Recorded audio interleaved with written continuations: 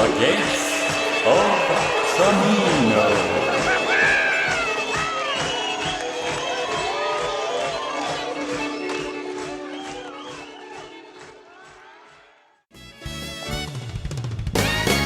Well, it's time again for your friendly local movie critic to get his revenge on all the bad movies that have made him suffer all the year along. It's time for my list of the worst movies of 1987. And number one on my list is the top grossing film of 1987, Beverly Hills Cop 2, with Eddie Murphy forgetting that the series was supposed to be a comedy. Now he thinks it's only about violence. I need authorization.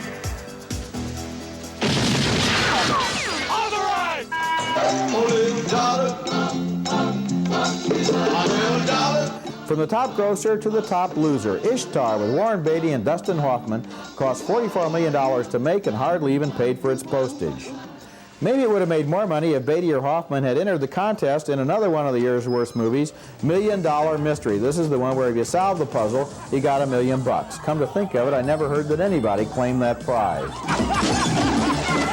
Number 4, Jaws 4, The Revenge. It had its revenge all right. It's revenge on anybody dumb enough to see it.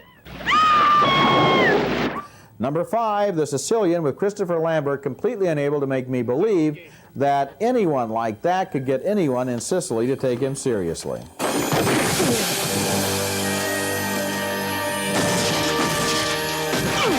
Number 6, Over the Top. Sylvester Stallone was paid $13.5 million to prove that nobody wanted to see him as an arm wrestler. Number 7, Burglar, a real disappointment for a Whoopi Goldberg fan like myself. She ought to be doing comedy or drama instead of violence. Number 8, Teen Wolf 2. This was the second movie about a teenager who kept growing hair all over his body at the most inconvenient moment. Number 9, Leonard Part 6 with Bill Cosby. You know, they say each series gets worse the more sequels they made. Well, it tells you something. This one started with Part 6. Number 10 on my list, a real disappointment because Ed Harris is usually in good movies, but Walker sure wasn't one of them. I'm doing the only thing I know how to do it bad. Are there any trends in this list of 10 films? There may be a couple. One of them is money is no guarantee of quality. Look at all that money they threw away on Stallone and Hoffman and Beatty and got nothing. And the second rule is sequels are almost certainly the kiss of death. They say a sequel will do about half as much money as the original. That's because it's usually about half as good. I'm Roger Ebert.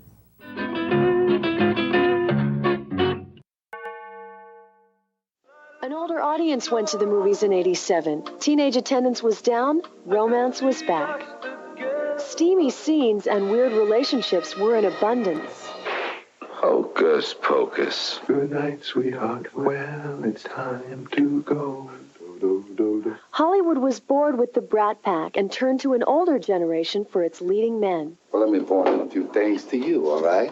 First of all, nobody uses the word mafia anymore. Down here, we call them wise guys. The women were different, too. Not necessarily tall and blonde. But one statuesque Brigitte Nielsen did appear in the year's biggest box office hit, Beverly Hills Cop 2, which grossed over $150 million. The soundtrack from the movie went platinum as well, joining two other soundtracks, La Bamba and Dirty Dancing, both of which went number 1 on the Billboard chart.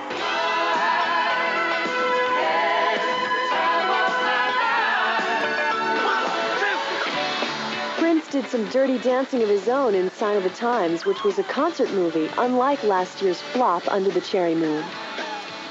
Perhaps Madonna should have followed Prince's example. While her soundtrack was climbing up the charts, her film, Who's That Girl, was falling flat at the box office. But it was the $50 million Ishtar that was the box office disaster this year.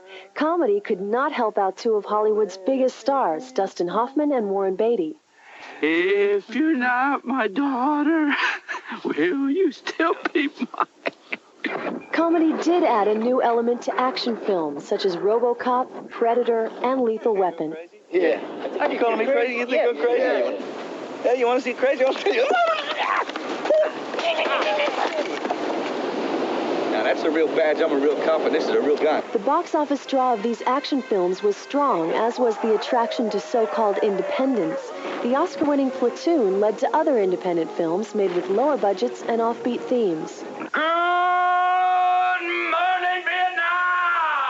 cartoon also heralded the acceptance of Vietnam as movie material, as other filmmakers like Stanley Kubrick joined Oliver Stone in dealing with that subject. So now you feel bad at having missed all these great films? Just head for your local video store. More than ever before, what was at the movie theater this year may already be out on video.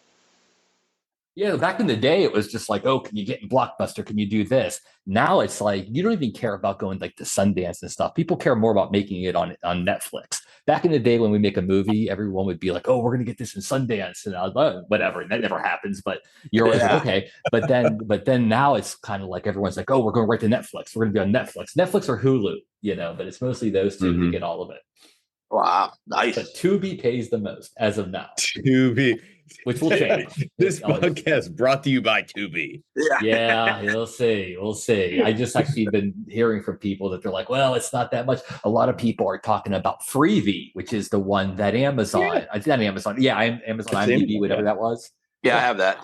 Yeah. Some people are saying Freevee and FilmRise. You know what FilmRise is? Yeah. Yeah, they have all the different genres. Those are if you're doing like an indie low budget movie and you're kind of having to do this yourself, those are the ones that will pay you back a bigger check than like Amazon Prime. So I have Al's documentary on Amazon Prime and it's for rent. So it's not like it's getting a lot of hits, but I mean, you're getting like pennies on the dollar. Like I don't make a fucking anything off of that. It's mostly just like a resting spot for the movie, Yeah. Wow. Yeah, this is the movies we'll be talking about today. To be honest, I wasn't sure how to do this. I was like, there's like thousands of movies, right? And I'm like, are we going to go in circles, or should we, in the spirit of Siskel and Ebert, kind of each name movies and give them thumbs up, thumbs down? And I don't know. What do you guys think? I get to. I have certain categories that because I found on Wikipedia just a list of movies from 1987, and so as I'm going through it, it's fucking hysterical. I recommend it because you're like it'll take you back in a time machine. I thought we should talk about what were our favorites at that time, not necessarily ranking. I agree. Favorites at the time, but I'm down with that. There's also some others that too. We should definitely need to talk about ones that we can't believe we never saw them. We knew about them for years, never saw them. But there's another thing too. Movies that I haven't seen, but I have seen the previews to them so many times. Exactly what the movie's about. And then there's also this thing where I can't believe that movie was made in 1987. Because as I went through this list, I'm like, these things don't belong together. How the hell they didn't come out the same year. And so those were the categories in my mind. I'm digging that. Yeah, we'll kick it off for us then. I'm pretty much open for sure. So it might seem like I'm taking a little bit of time because I'm just using going back through the list because no, do your thing. Yeah, kind of jogging my memory. So as I'm going through this, I was like, oh, well, that was my favorite movie from that year. Oh, that was my favorite movie from that year. There's just so many of them. 87 is like a grand year. Oh, my fucking banner year. And so I thought the one movie I wanted to start with isn't necessarily my favorite movie of this year, but I think without question is the movie I saw more than any other movie in that year. Over the Top. Don't you steal this from me? Over the Top. Over the Top was 87. Oh, Jesus. Not only was it 87, I think it was a Valentine's Day movie. Oh my God, I love Over the Top. Yes. So many. So on top of this, one of the other things I was thinking of as I've been going through this, that you could tell by going through this list that were certain people and groups of people that had big years. Yeah. And Over the Top was made by Canon Films. This was Canon Films at its fucking peak. I agree. Have you guys ever seen the documentary called Electric Boogaloo, the history of Canon Film? Fucking awesome. No. The writer talking about this movie, the guy who wrote Over the Top, is hilarious. He said he was crying in the movie theater, and Menachem Golem thought he was crying because of the movie, like it made him teary. And he was just like, no, my career just ended in front of me. So a couple of things from this, because we used to always laugh at the child star David Mendenhall. Yeah.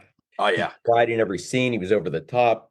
okay, no pun intended. Yeah, right. I went back to his filmography and I realized that he was in, God, this is a deep cut. Do you remember the Different Strokes that had the drug dealer, the kid that was selling pills? Yes. That Yeah. was fucking Mendenhall. Get out of here. Yeah. David fucking Mendenhall. He was also in, oh, Jesus Christ. He was also in, they still call me Bruce. He was in the sequel to the Oh, that's a hell of a career. And hell of a career. Well, one other thing though that made me laugh my ass off that he was in, and the same year that Over the Top came out, he also did Going Bananas with Dom DeLuise and Jimmy Walker. All right, that's another thing. So you guys go next. That was the one though, or anything you want to add. We will kick it off with that one. That's great. Any movie with Terry Funk too, I think is noteworthy. Yeah, that's how you end the episode, Vito, with Mr. Cutler. Yeah, Mr. Cutler is through speaking with you. I got to tell you then to throw you off a quick one. The movie I'll say I think I've seen the most in 1987, and it's not my favorite. I love it. It's not my favorite by far from that year, but it's a classic, and I think we've all seen it 100 times in 87. I'm going to go with Lost Boys. Yes. Lost Boys.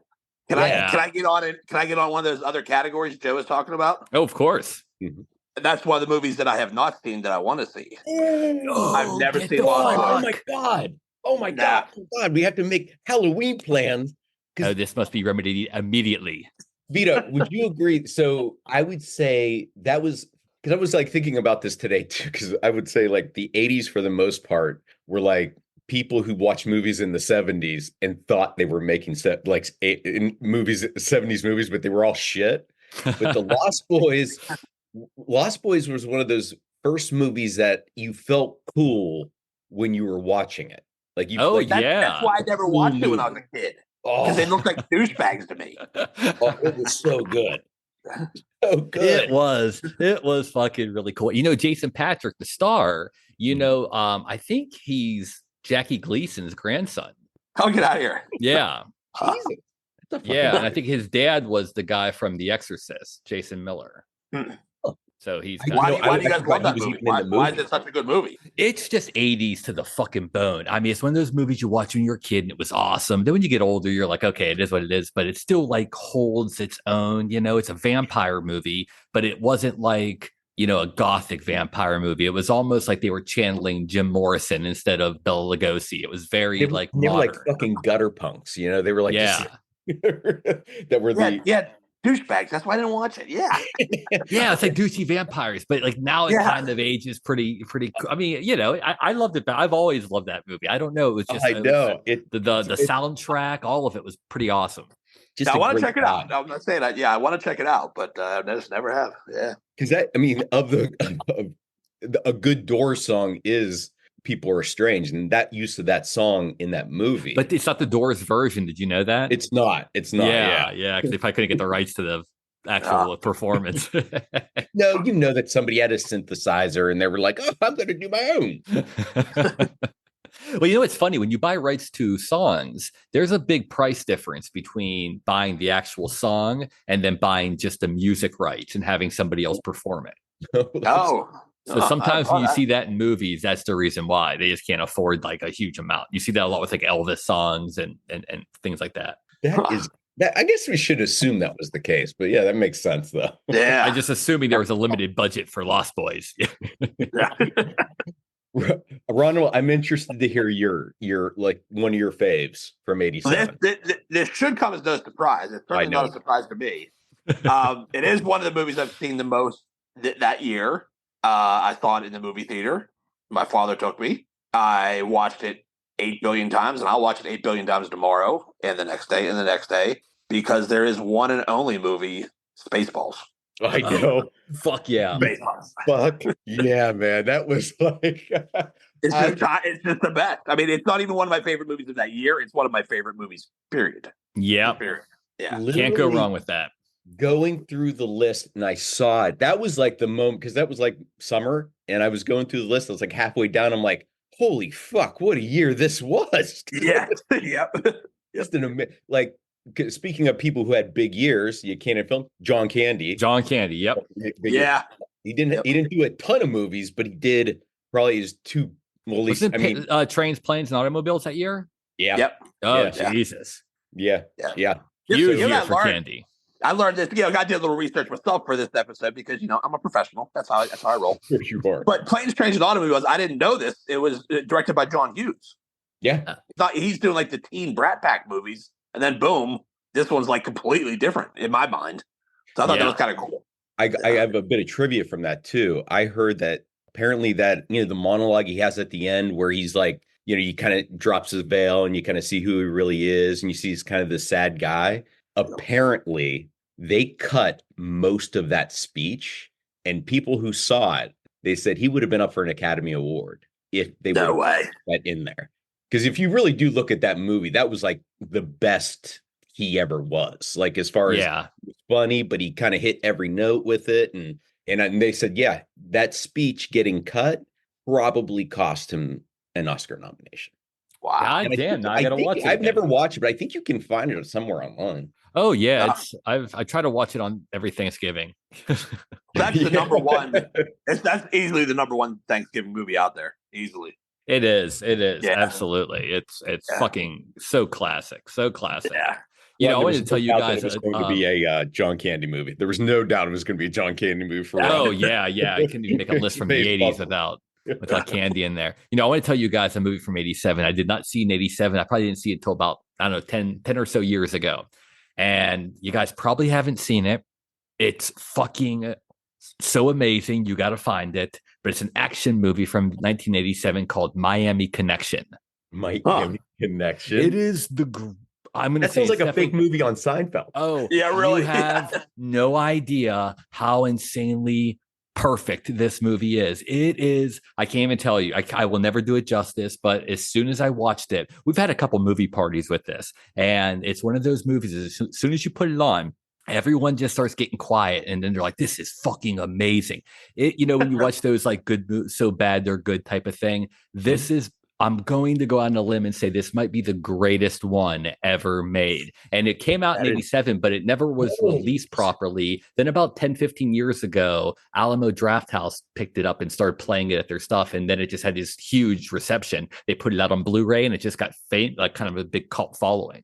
Yeah, that's okay. So I'm looking at, so I found it. Too. Oh, it's Kung Fu, Coke dealing. It's just everything that's amazing. I assumed the Miami Connection part of it was I kind of, and it takes place in Orlando, but it's called Miami Connection. It's fucking great. Wow. Like Joe, we lived in Florida, like we started doing movies in Florida and stuff like that. It reminds you of like that heyday. It's really good. It just tickled that part of your funny. Yeah, I can tell you, if I could ever recommend the movie from that year, I'm telling you, find Miami Connection. I promise you won't be disappointed. Anyone who's listening probably has seen it. They're like, that movie is great. Okay, so I'm going to read off to you guys. So I want this to be my next thing because I do have a punchline to this too, which is actually very sad on my part. But so March of this year, I'm going to read off some of the movies that came out in March of 1987. And I'm going to start first with one that is a blind spot. Vito, you probably saw it. Angel Heart. Oh, I love Angel Heart. Mickey Rourke. Angel Heart. Lethal Weapon. Yeah. Oh. Evil Dead 2. Mm-hmm. This one's probably more my favorite. Tin Men. Love that movie. Raising Arizona. Now, I'm not going to, notwithstanding Whoopi Goldberg's Burglar came out at this time. But skipping over that, Hollywood Shuffle. Oh, I love that. Yeah.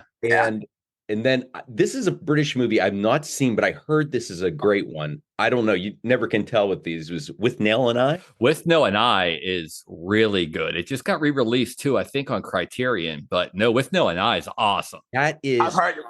That was all March. Doing research of this. Yeah. The guy who directed it, I think, was like a real like junkie or whatever. Like there's a crazy story about the making of that. Yeah. So I told you there's going to be a punchline to all of this, and there is one because that was around the time Josh Cody had just moved to the area, and so he had a thing where like his parents would told him he could take somebody out to a movie, and we could go watch a movie on our own too. So it was the first time I had ever gone out to the movies on my own, and we get there, and we didn't. It was in fucking Monroeville, but we didn't know any of the movies, and we ended up going to, I shit you not, Blind Date with Bruce. I remember when you guys went to Blind Date. Oh my God. That came out that month too. I just listed off every one of those movies. That was the movie we were forced to go. Oh my God. I remember when you saw that, because to this day I remember. I was like, why did you guys go see Blind Date? That's Bruce Willis, right? Bruce, yeah. And Kim I will Basinger. say, anytime I see it on TV, I do still watch it. Teenage boys trying to find themselves. They go see what's Blind Date. There's nothing wrong with that. The murderer's row of movies that we had skipped over. So anyway, but that was the month. So I will use that as my turn on this point because I had to point out March of '87. That's crazy. Crazy. To cut real quick, speaking of going to the movies, 1987, one of the movies that I saw in the theater was Revenge of the Nerds Part 2. Oh, I think I was on that trip. Oh, probably.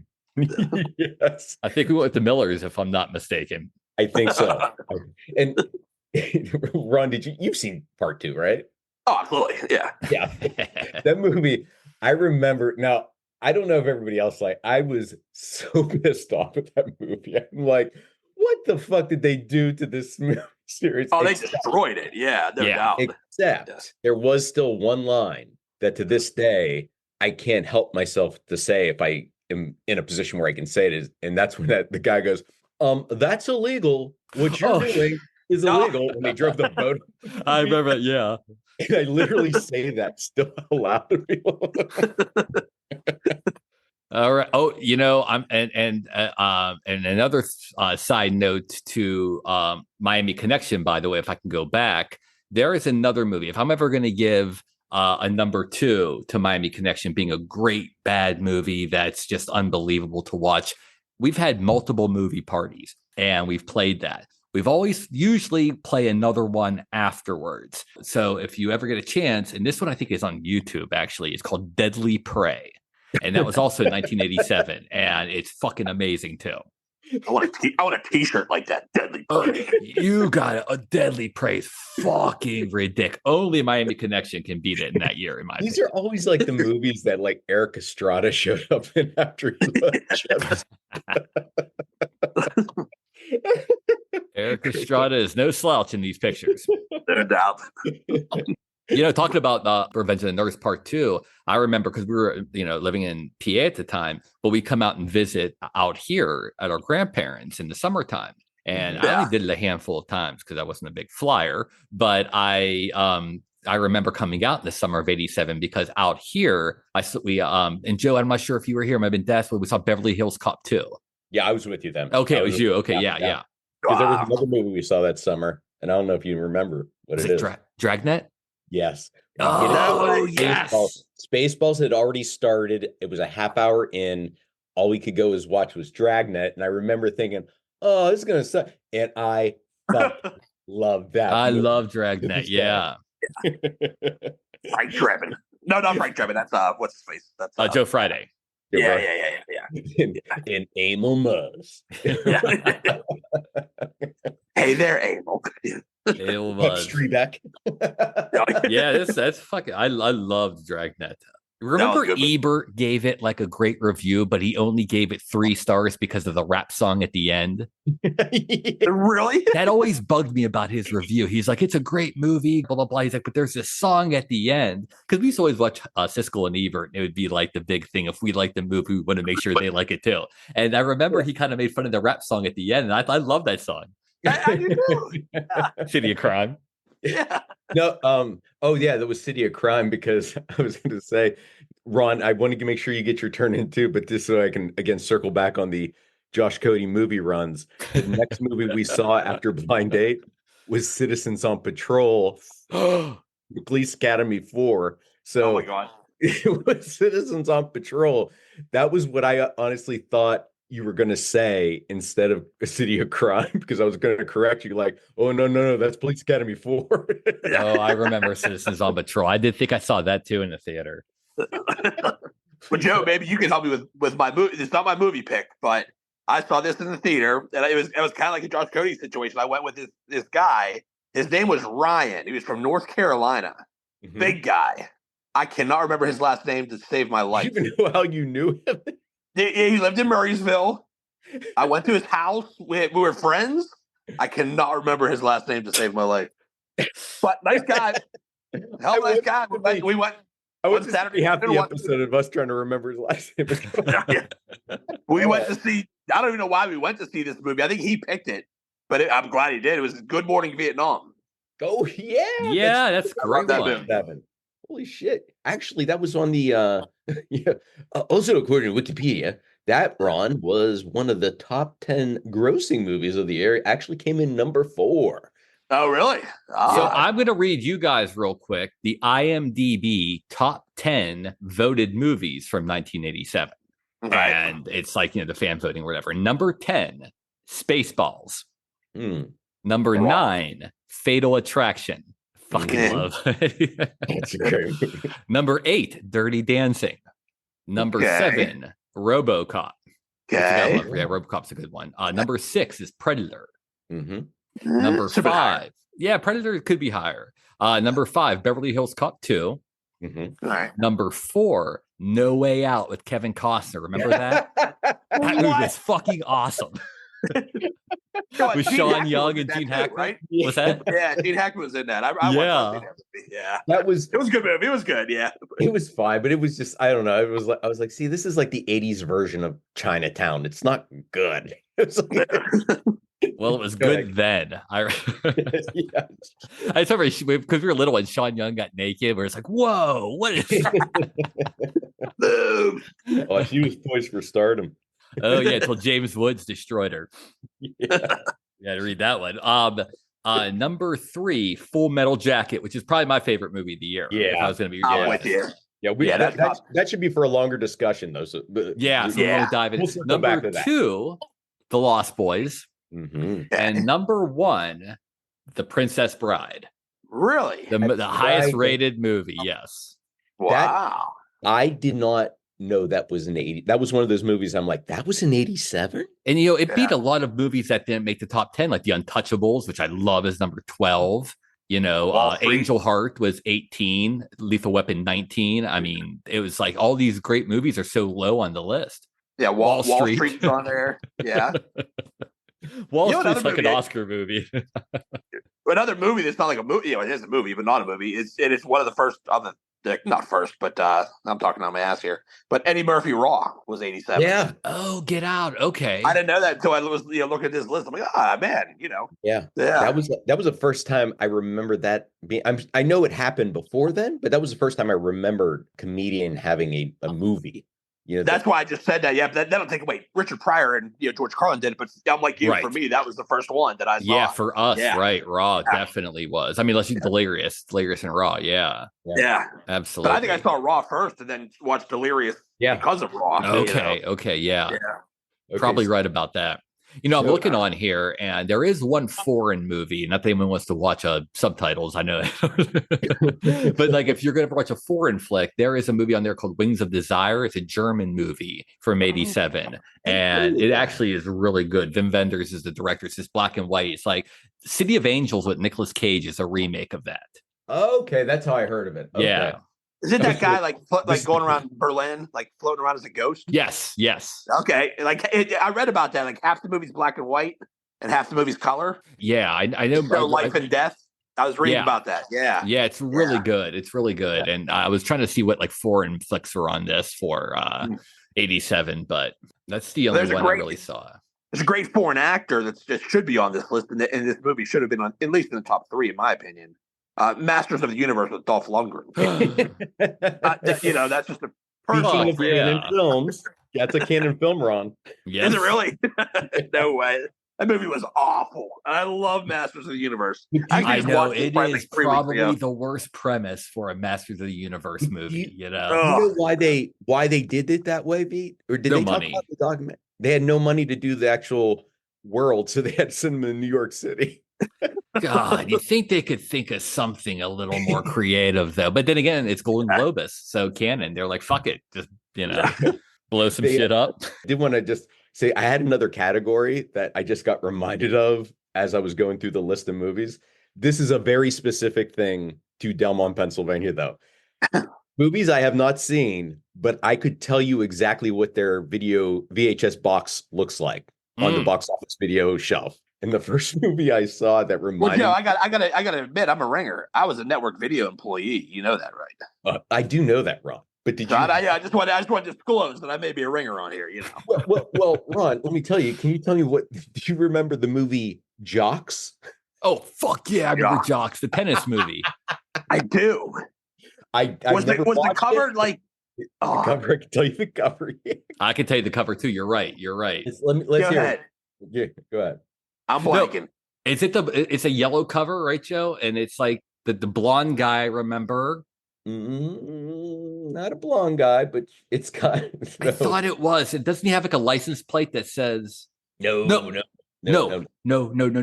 I'm sorry. No. I was thinking a different movie. Now I'm blanking out. I kind of is it John Cryer and Daniel Roebuck are in the stars? No. Jesus Christ. Never mind. Delete. Actually, so Jocks. Wow, I gotta tell you something. We have to list off some of the people that were in this too. So Jocks actually has. Ron, do you want to take a swipe of what the poster looked like? I gotta look it up.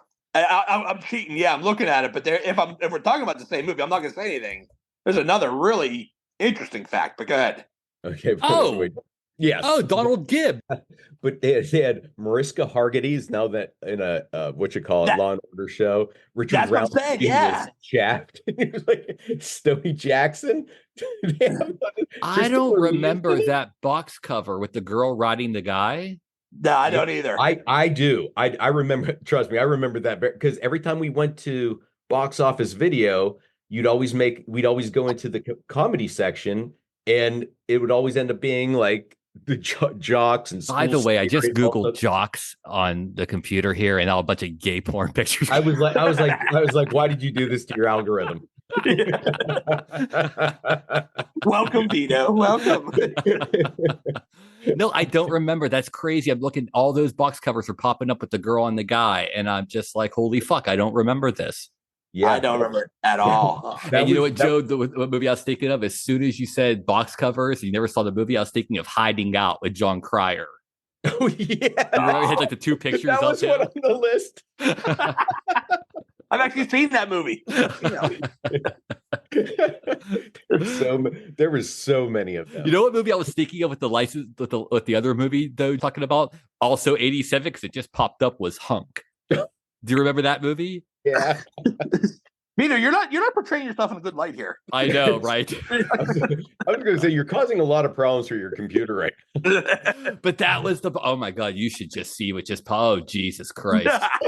Oh Jesus, it's done. I'm taking your word for it, my man. No, that was that comedy. Remember, it was like it was just like a normal 80s comedy, but it was that blonde guy, and that's who I was thinking of. And it was like a pretty big it was a pretty big movie. I remember it was like Deborah Shelton was in it. Remember Deborah Shelton? Oh, you're gonna have to give me a. She was the girl from the one who got murdered in Body Double. She was in Dallas for a while, having an affair with JR.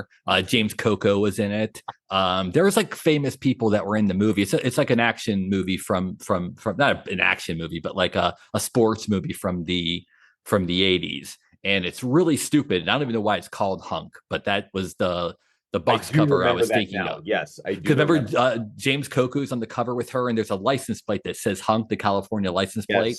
Yes, that's what I was thinking. Yes. Yeah. God. And now my computer's filled with gay porn. Yeah. All right. And next. And you have a Grindr account. I know, because that's the thing. Any site you go to, it always ends up pulling that information when it's going to give you an ad. Yeah, so all of your ads now, Vito, are going to be nothing but just dudes and speedos. Oh, I love it. That's great. Of course. Next category. Man grooming ads. So I wanted to give another, because once we did the poster thing, I remembered there were so many in here. I was like, I got to make sure I don't want to just do that one. So there was another movie that was a Burt Reynolds movie called Malone. Oh, Malone. Malone is awesome. Malone. So box cover, movie post. This is a movie poster too. So this wasn't really the box cover, but the quote was, or the tagline is to Malone: ex-cop, ex-CIA, explosive. Is that the one with him shooting a gun? There's a big explosion behind him. Yes. Fuck yeah. But it was like 7th, 8th grade. Somebody had a Malone movie poster on their wall. No way. That was the first time I ever heard of that movie. And it always stuck with me because that poster. And it's just, Burt Reynolds like shooting a Newsie or whatever the fuck he's shooting. But yeah, Malone was one of the all-timers for Burt. You gotta remember who had a Malone poster. You gotta figure that out. No, I was telling it was Matt Bell was his name. Do you remember Matt Bell? Get out. Yeah. Yeah. I was over his house and it was the first time I've ever even that movie was I was aware of that movie because I never saw it. And I just saw a poster and I was like, what the fuck is this poster? And I don't know if we were that was the beginning of smoking weed or whatever, but it used to always make me giggle when I'd look at that poster on the wall or whatever. I'm like, this fucking thing is awesome. I want to say the next movie only because I've never seen it. I know you have. Okay. I want to make sure you talk. I figured you were probably going to, but it fell into two categories. One, that I hadn't seen it before, and also it's a movie I was shocked it was made in 1987. I would have swore this was 1980 or even late 70s. Ishtar. Ishtar. You thought it was 1970s? Not 90s. I thought it was 80, 81, 82. I thought it was. Okay, I got a confession to make. I think Ishtar is kind of funny. Yeah. No, that's what I mean. I've heard that from multiple people now. They said it was completely unappreciated. So I guess it was bashed before it even really came out. People were ready to go after it. And I even think we watched it when we were, even up at IUP and stuff like that. I think we watched it, didn't like it, but I remember watching it a couple years ago and I was giggling at everything. And I was like, this is really funny. Yeah. I never saw it. It's considered the biggest. It's one of the biggest bombs of all time. Wow. That's what it's known for. Yeah, that was all I knew about it was that at the time, $40 million for a comedy. $40 million for a comedy now is a lot of money, but $40 million for a movie back then. It was one of the biggest. Would have made 7 budgets ever. Yeah, it was on that until what was that Eddie Murphy movie that came out? Oh, Pluto Nash. Pluto Nash. That's the biggest financial bomb ever. They say. Wow. That lost 90-something million or. Gross 2. So I have something to springboard off that, but I don't want to cut Ron off with it. But we'll get back to bombs here in a second. Okay.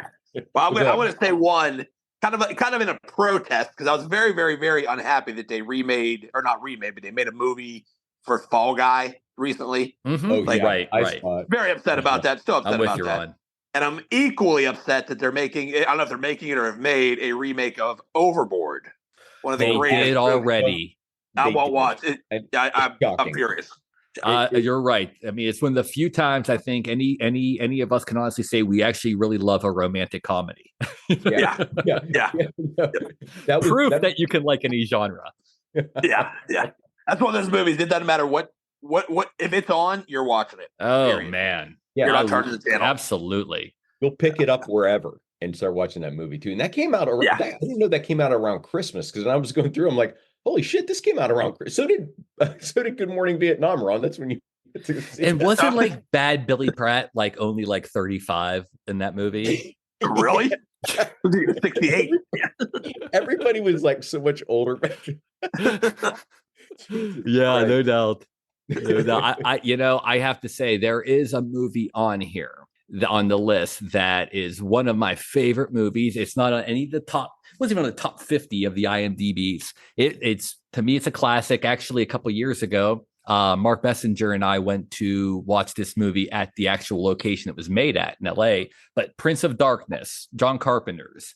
I was going to ask you about that because I that was going to be one of my covers from Box Office. And I was like, holy shit, this was a John Carpenter movie. I didn't know. Oh, and it's what happened was I believe I don't know I don't have anything in front of me, but I believe he got signed to a 3-movie deal. It was Big Trouble in Little China, They Live and Prince of Darkness, I believe. And he had a certain budget, and like Big Trouble in Little China was the biggest budget. It kind of used up most of the money, and they just gradually went down. And then once Prince of Darkness came, he just didn't have a lot of money. So he filmed most of the movie basically in this abandoned church in Los Angeles, like the ghetto too. It's awesome. And so a couple of years ago, they had a screening, and they actually had a screening inside that church. That's cool. But it's fucking creepy. Cool. I love Prince of Darkness. I've never seen it. I'm watching like the trailer right now. Wow. I'm adding that to the list. Definitely. Oh yeah. And the guy from Simon and Simon is the star, and his mustache is awesome. So Ron, I don't want to talk about this piece of shit that I'm going to talk about. If I don't want to follow that up with this piece of shit. So go ahead and pick another movie, Ron. Then I'm going to pick not a piece of shit. I'm going to pick a stellar movie, maybe a interstellar movie, because it's called Inner Space. Oh, hell yeah, Inner Space. I love that movie. Hell yeah. Joe Dante directed that. That was Dennis Quaid, right? Yep. Yeah, Dennis Quaid and what's his face? Meg Ryan. Yeah, who's the other kid? Martin Short. Yeah, Marty. Yeah. Yep. That's a brilliant, great one. Yeah, I love that movie. That's when Dennis Quaid and Meg Ryan, they were like America's sweethearts, and everything was going great. And then Russell Crowe came along. I know. Well, they said Quaid was banging the whole time too. He just didn't get caught. Quaid was handling. So this movie, this is how bad this movie is. That I'm going to say that I literally saw it, and then say like 4 or 5 years later, I was not convinced it was a real movie. It was so bad. I didn't think it was possible for a movie to be this bad. And then I found it again and I watched it and I was like, oh, I can't believe this exists. Have either of you had the misfortune to watch Leonard Part 6? Oh, hell yeah. I've heard of it. That movie almost drove me insane when I was like 13 and 14, because I'm like, wait, did this movie fucking exist? Like after I saw him, like, this is not fucking real. And then a couple years later, I'm like, I have to figure out if that was real, or did I dream that? I only seen it because I never saw it when it came out, but I watched an interview with Cosby. This is before he got in trouble. And he was talking about a couple movies that he did. And he's like, no, you should watch that movie. It's really good. The only movie I'd tell you not to go watch is Leonard 6. And I was like, oh, I have to see that now. Ron, it is. The only thing I really remember from it at this point, and this is like a real thing, is like the villain is this mad vegetarian, and she's trying to take over the world and make everybody a vegetarian, and he kills them or burns them by throwing raw hamburger patties at them and smacks them in the face with it, and it scorches their skin like they're the Wicked Witch. And Ron, there is no Leonard 1 through 5. There is no Leonard 1 through 5. Trust me, I looked. There is no Leonard 1 through 5. That sounds amazing to me. Yeah, plus it's Cosby. It's just got to be awesome to watch now, So he takes them out by throwing raw hamburger patties at them. Yep. That's a must watch. I'm sorry. That's a must watch. It's got to be so far. I mean, it'd take a lot to beat that as far as worst movie of all time for me too. That is I was thinking too, like everything that we're naming is good, but I was trying to think of something more of like the times, like when you think of like the 80s, like what's a good 80s movie? I wanted to think of one that I remember watching. I haven't actually seen it probably since maybe like the early 90s, but 3 O'Clock High. Yes. 3 O'Clock High. So what I thought it was what you were going to say. Oh, I fucking love that movie. I've watched that in years, boy. And that was like one of those movies that, it didn't like have this buzz around it. It didn't make a lot of money, but everybody that saw it, again, another one of those movies, didn't matter when you picked it up. If it was mid-movie, you're sitting there and going to watch the rest of the thing. Everybody I know did that. And I think that's probably like the best bully movie, even over My Bodyguard, all those like bully movies. 3 O'Clock High was my favorite one. But again, what's his? You don't see him in it. I can't think of his name. What's the name of the Richard Tyson? Richard Tyson's awesome, but the other guy. Oh, Casey, like Samowski, or however you say his name. Yeah. He was like in everything in the 80s. Yeah, Young Guns. Then I just disappeared. I know. I haven't seen him since. There's so many classics that like people who are listening are probably like, you idiots forgot this, you forgot that, Talking about this shit. I know, we're like But it's like because 87, there's like a few years that are like these banner years, right? And 87, especially for us, our age range or whatever, that is like probably the best year maybe ever. I was trying to think of another one that was kind of stood out to me. Now, have you guys ever seen Opera? No. Okay, that's a horror movie. It's an Italian movie, but it's basically, you can see it in English. It's on Tubi, but it's who Dario Argento is? Yeah. Okay, it's like his last great movie, So it's like it just takes place in an opera, and there's like a killer going around taking out everybody, and it's really good. In the same year, so that one you have Opera, who's killing everybody. Same, and that's an Italian movie. Same year in 87 in Canada, there is a movie called Stage Fright. Now it's made by an Italian, but I think it's a Canadian movie, but it's the same thing almost where they're doing a play and there's a killer at the play killing everybody. So they're almost like the same type of setups, but they came out the same year and they're both really creepy. Awesome. Yeah, Stage Fright and Opera. I definitely recommend those two. Wow. Hell yeah. But yeah, what a good year for horror, right Nightmare on Elm Street Part 3. Yes. Yeah. Dream Warriors. But well, what do you guys know? The scariest movie of 1987 is one scene, but it turned the world afoot or Twitter. 3 Men and a Baby. Yes. With the little ghost. Ghost shit. Kid. Yeah. Highest grossing movie of the year. Yeah. So tell me then, what was that? That was a cardboard cutout of a. That's what they say. It was like a cardboard cutout. I don't buy that. Yes, I don't either. Ted Why would there Danson's be character. Because I remember, okay, so if anyone who doesn't know this, there was supposedly a ghost in that movie. Whenever they're hanging out, you can see it looks like there's a kid in the background watching them. And then later on, they said they did that just for, for press and all that kind of stuff. And it was just a cardboard cutout of Ted Danson, but it looked nothing like the actual shot in the movie, the cardboard cutout. Right. Yeah, right. Their argument was that he was an actor when he was a child actor. And that was like he kept his own memorabilia as a child actor. That's what that was supposed to be, I guess. I've never seen that's one's going to stay in my blind spot. I need to see that one. That's a cute movie. It was all right. It was also, as I look here, I didn't realize that this was quite a number of musicals came out. Really? Well, we have, if you want to count Dirty Dancing, but you had La Bamba. Yes. Yes, La Bamba. That's the other one. Light of Day with Michael J. Fox and Joan Jett. Fucking that's a great song. Back to the Beach with Annette Funicello and Frankie Avalon.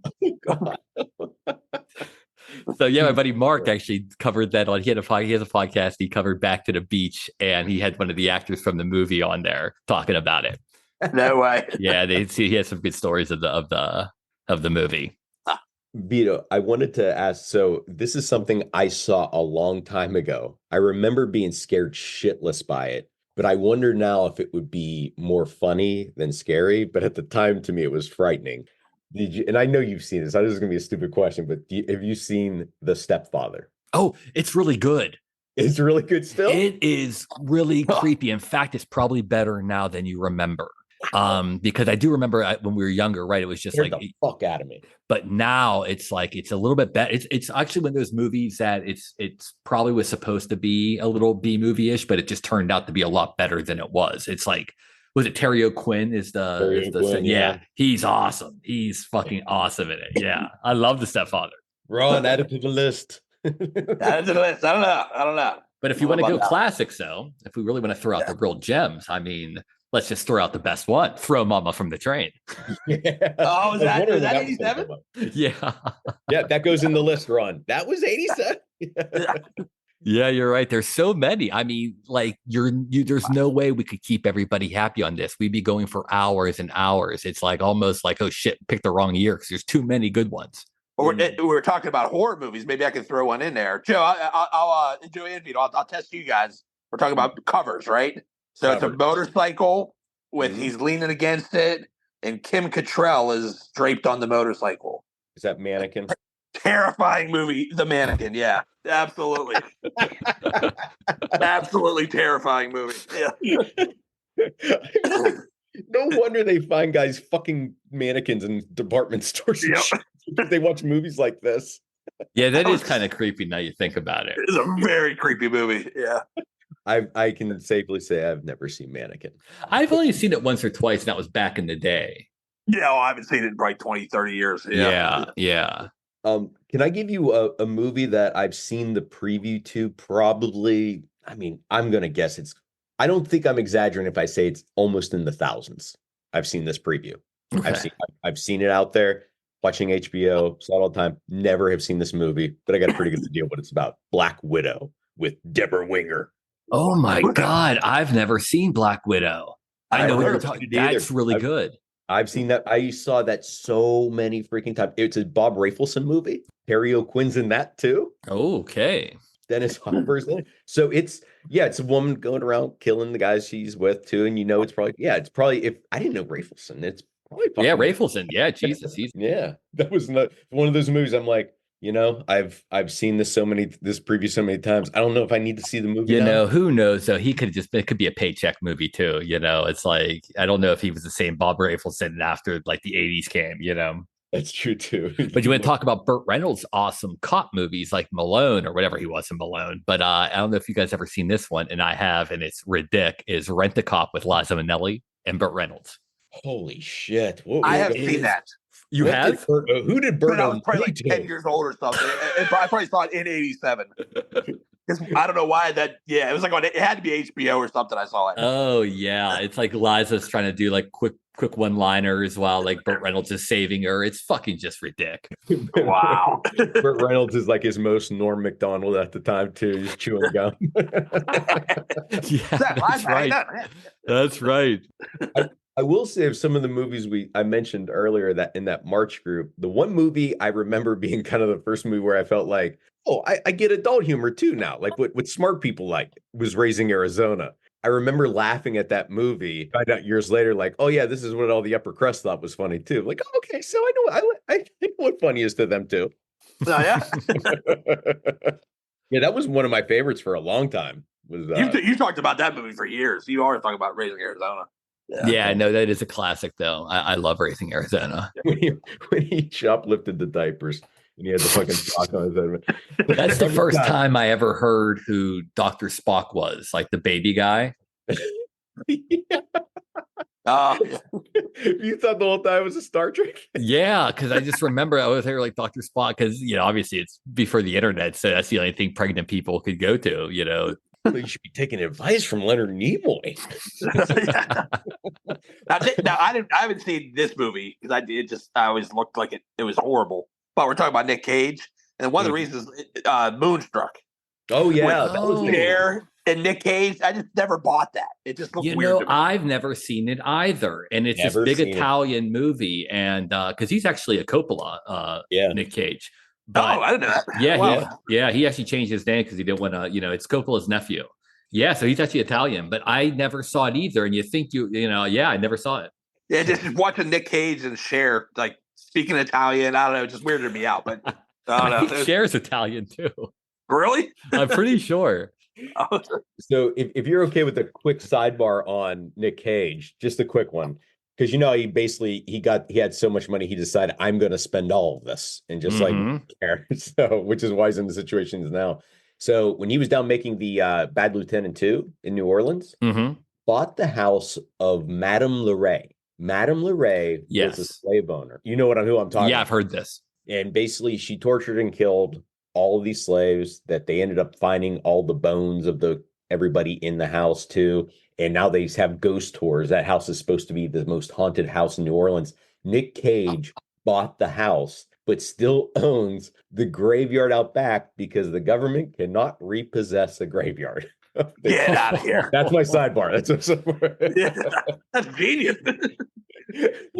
Anyway, I do want to say, since we talked about musicals and we talked about horror movies, there is one from that year, which is a musical horror movie that I do highly recommend. It's called Rock and Roll Nightmare. Rock and Roll Nightmare. Starring John Michael Thor. Trust. Oh my fucking God. Such a fucking B movie name.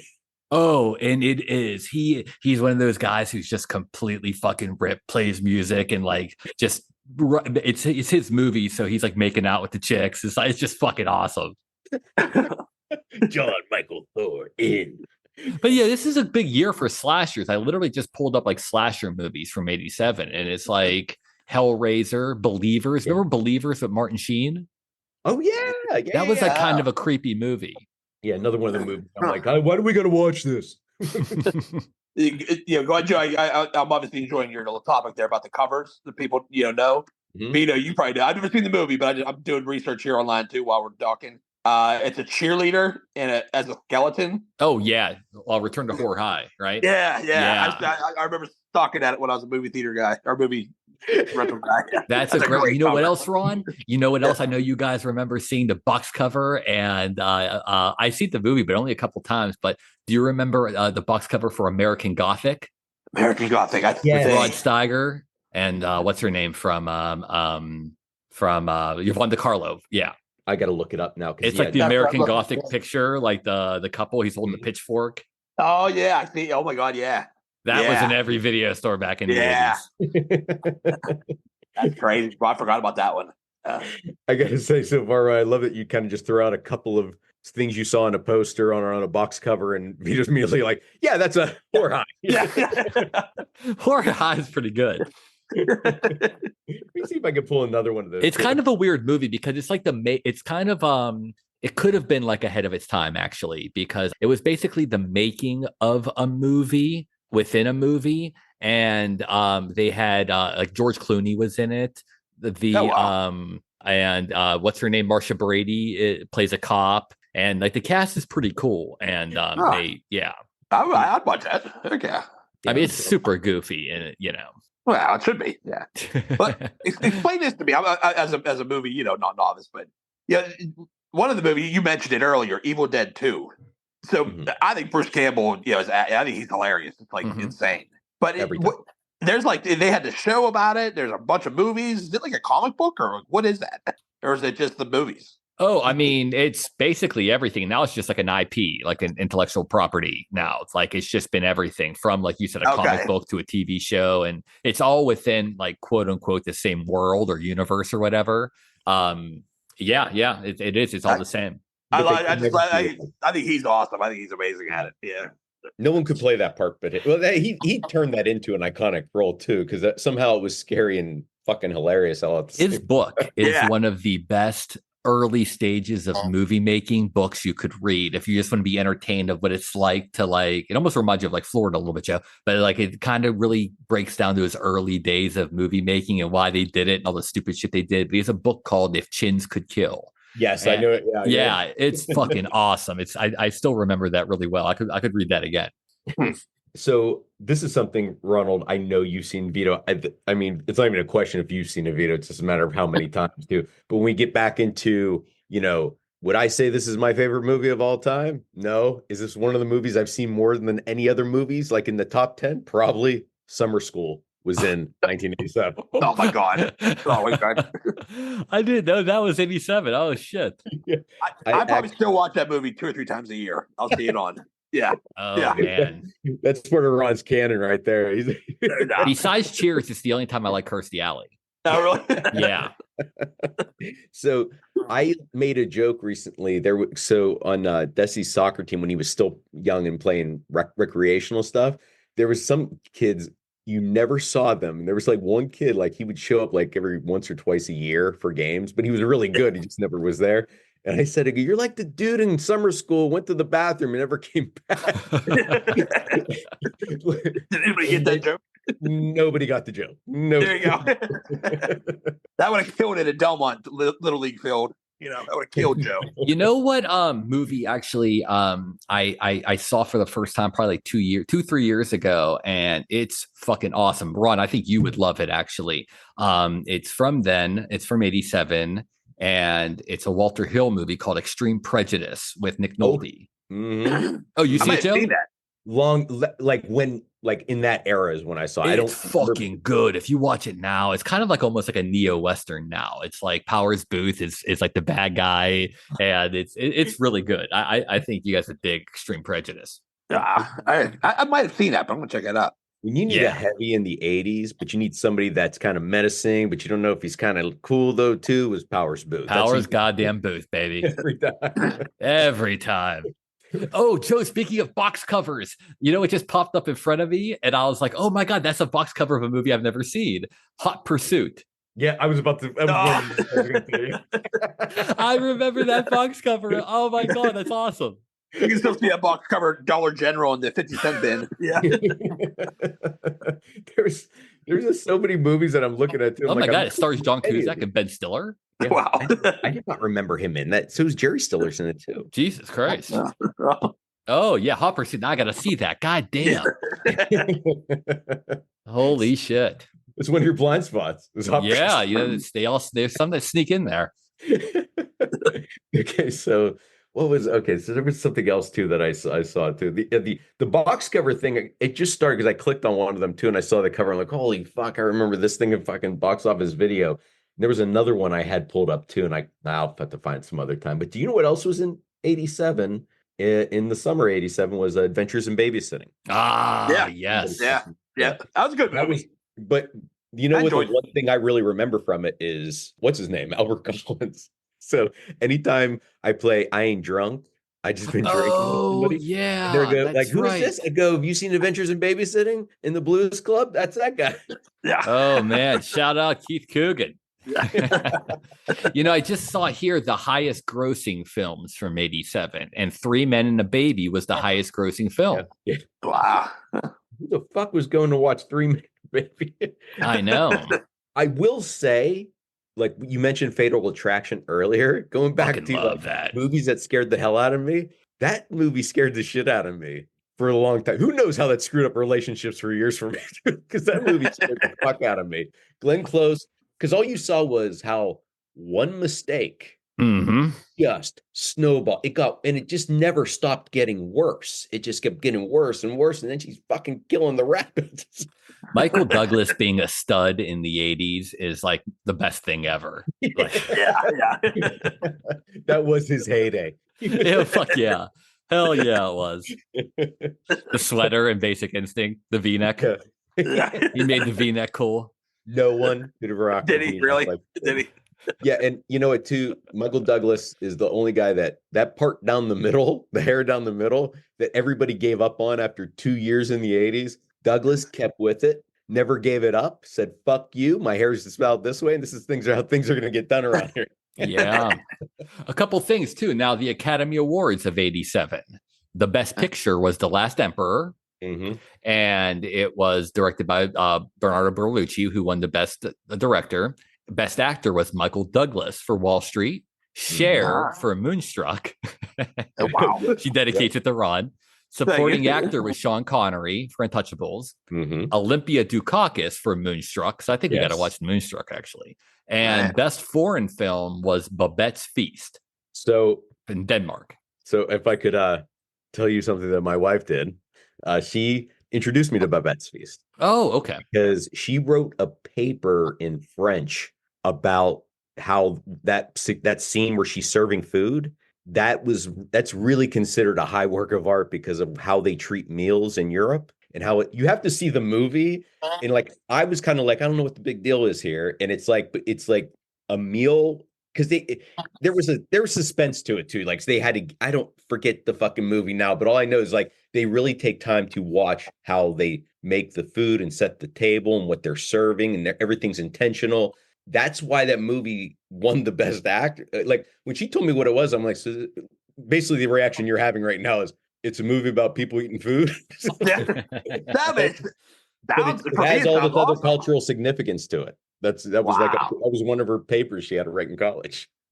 That's cool. That's cool. I kind of like those movies though that are really simple. Remember back in the late 90s, I think Joe, we watched a movie called Big Night. Remember it was Stanley Tucci? That's exactly what it is. That's okay. I like that movie. Like you just kind of like watch, like she's not doing it at a restaurant, it's at her house, but at the same time, like it's the same idea too. Just watching somebody cook that knows what they're doing and sets it right.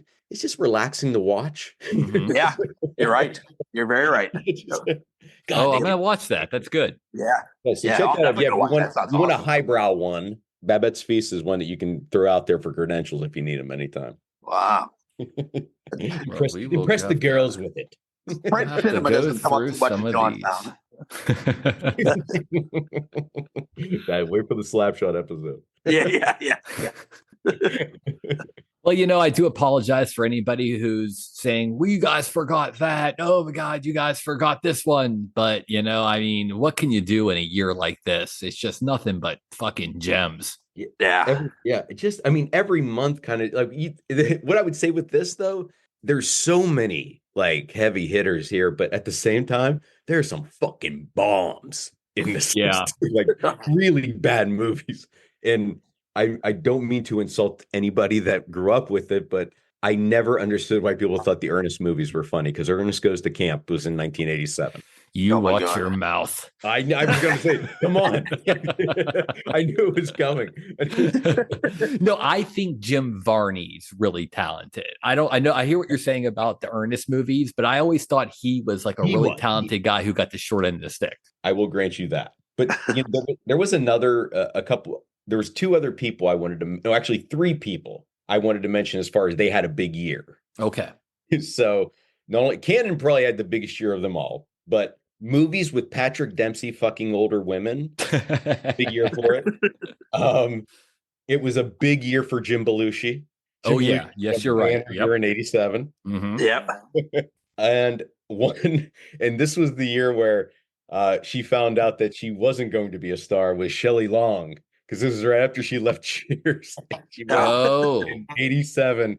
And yeah, you're thinking of all those Shelley Long movies you saw in 1987. What was it? Troop Beverly Hills or? No, I think that was like when she thought, like, that movie made her think she was going to be a star because it had a little bit of a cult following. No, this was Outrageous Fortune with Bette Midler. Oh, Jesus Christ.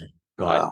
You know what? It's really not worth me kind of going through this list just to find Shelley Long movies, because there's so well, I definitely would. On my end, I'll close out with 2 that I like, and I'll let you guys handle. But like, if you want another good horror movie that's not really known to a lot of people, it's kind of called has a cult following. It's called Street Trash. It's kind of a comedy horror, but it's really good.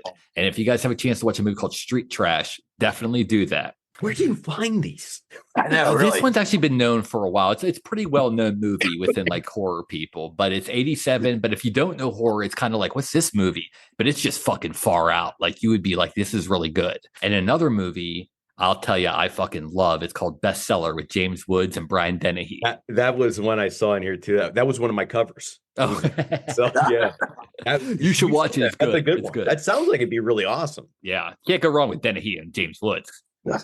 Well, I'll give you another Shelley Long film. Oh, Jesus. Hello Again. Remember when she dies and she comes back? I vaguely remember that. Yeah. So, starring none other than Gabriel Byrne, Corbin Burnson, CeeLo Wood. So, Oh my God. Thor Fields is also in this. I don't know who Thor Fields is, but he made the cut too. Oh, Christ. Wow. Well, hell of a year. Hell of a year. We barely gave anybody anything to watch. Pretty much. I know. All we did is probably frustrate people who listen to this. You know. Well, imagine if you did if you hit like the perfect trifecta and watched all these movies that year. You know, I mean, some of these you had a banner year. You had the best year of your life. You know, I always said, they always say that the 2 biggest years in Hollywood ever were 39 and then 94.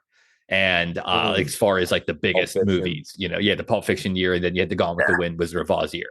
And I'm like, in our generation, it's 87 though. 87 to me had like the perfect mix of every type of genre, from action, horror, comedy, just the whole smorgasbord of movies. I have a movie that if you would have told me this came out in 87, I would have said no fucking way. And I can't believe it. It did come out. I said Teen Wolf 2. Oh, Jesus Christ. Oh. Wow. Oh, Jesus. I thought that was a bad idea like 10 years later. I don't know why. But apparently they tried capitalizing right away. And they got Jason Bateman. Oh, yes, I remember that. I've only watched that movie once when it first came out, and that was the only time. That was good enough? Good enough. Yeah. I think I'm with you. I can't remember watching it more than once. Yeah. I was transfixed. The next battle is in the greatest jungle of them all, Wall Street. You're not inside, you are outside. I want you with me, buddy. I'm with you, Gordon. An Oliver Stone film, Wall Street. It was a time when life didn't seem so complicated. Marriage is what brings us together. Oh no, is this a kissing book? No. Actually, there was a lot of treachery. Harold. Prepare to die. Princess Bride. You love him, Loretta? No. Good.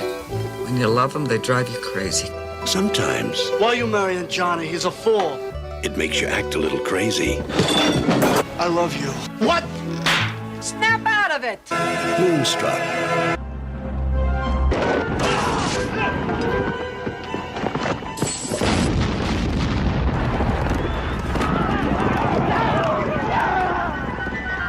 The Light Horsemen are coming, and nothing can stop them.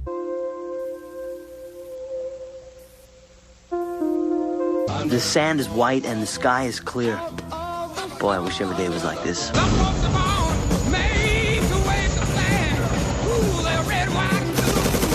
Hi, honey. I had a hell of a day yesterday. Dear Sue, thank you for the wingtips. Only one question. Where do I wear them in Vietnam? Axel Foley is back. This is a Detroit badge. What the hell are you doing in Beverly Hills? Back where he doesn't belong. Oh, this is a big mistake, Would you lighten up and take some risks? I suppose you're trying to be charming. Eddie Murphy, Beverly Hills Cop 2. In the quiet town of Eastwick, where nothing ever changes, 3 beautiful women are about to discover powers they never dreamed they had. The man of their dreams is here. Jane, at last we meet. To stay for a spell. The Witches of Eastwick. I was on my way home to spend a nice holiday with my family. Instead, I'm in a motel bed with a stranger. So instead of Thanksgiving with his family, he's spending 3 days with the turkey. Those aren't pillows? In a new film by John Hughes. Planes, trains, and automobiles. Robert De Niro is Al Capone. There is violence in Chicago. Kevin Costner is Elliot Ness. Sean Connery is Jimmy Malone. You want to get Capone? Here's how you get him. He pulls a knife. You pull a gun. He sends one of yours to the hospital. You send one of his to the mall. Never stop fighting till the fight is done. The Untouchables. Gun! Raj, meet your new partner. New partner? Too old for this. You ever met anybody you didn't kill? Well, I haven't killed you yet.